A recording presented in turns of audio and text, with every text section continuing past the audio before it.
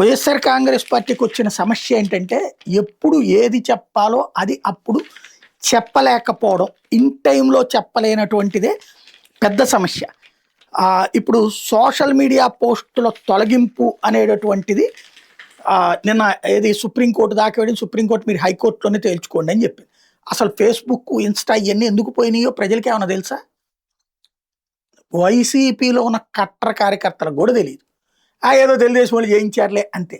కానీ అసలు ఏం జరిగింది అన్నటువంటిది ఇవాళ సాక్షి రాసుకొచ్చింది. కర్నూలులో మద్యం బెల్ట్ షాపుల కారణంగా చోటు చేసుకున్న విషాదం మీద 2025 అక్టోబర్ 20 వైఎస్ఆర్సీపీ తన అధికారిక ఎక్స్ ఖాతాలో పలు పోస్టులు పెట్టింది. ఆ పోస్టులు ఏపీ సీఎంని అవమానించే ఉద్దేశంతో టీడీపీ శ్రేణులు రెచ్చగొట్టేలా ఉన్నాయంటూ పోలీసులు అక్రమ కేసు నమోదు చేశారు. ఆ తర్వాత కూడా పార్టీ అదే అంశం మీద పోస్టులు కొనసాగిస్తే పోలీస్ స్టేషన్లో వరుసగా ఎఫ్ఐఆర్ నమోదైంది. జనవరి 27న కర్నూలు రూరల్ సిఐ ట్విట్టర్కి నోటీస్ ఇస్తూ వైఎస్ఆర్సీపీ చేసిన పోస్టుల యూఆర్ఎల్స్ను తొలగించాలని ఆదేశించారు.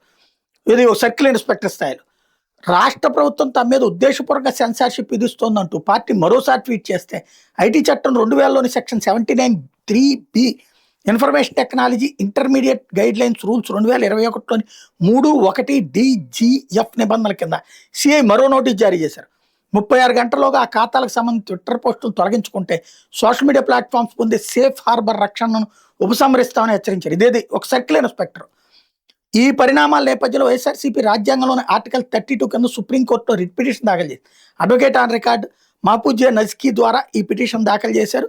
Shreya Singhal versus union of India కేసులో సుప్రీంకోర్టు ఇచ్చిన మార్గదర్శకాలకు విరుద్ధంగా ఏపీ ప్రభుత్వం వ్యవహరిస్తుంది. ఇంత సిల్లీగా ఉందా అంటే జగన్కి చేతకాలేదు ఇవన్నీ కూడా. ఇట్లాగా తప్పుడు కేసులు ఎట్లా పెట్టచ్చు స్ట్రాటజిక్గా అన్నటువంటిది. ఆ రోజున ఎన్ని వైసీపీ ప్రభుత్వం మీద దారుణమైనటువంటి ఉండుంటాయి.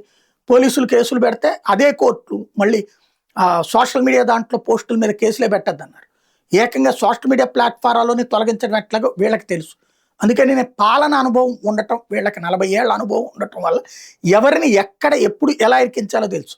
అది చేతకాక 5 ఏళ్లలో జగన్తో పాటు జగన్ నమ్ముకున్న వాళ్ళు అధికారంలో ఉండి ఇబ్బంది పడ్డారు. అధికారం దిగాక తిప్పలు పడుతున్నారు.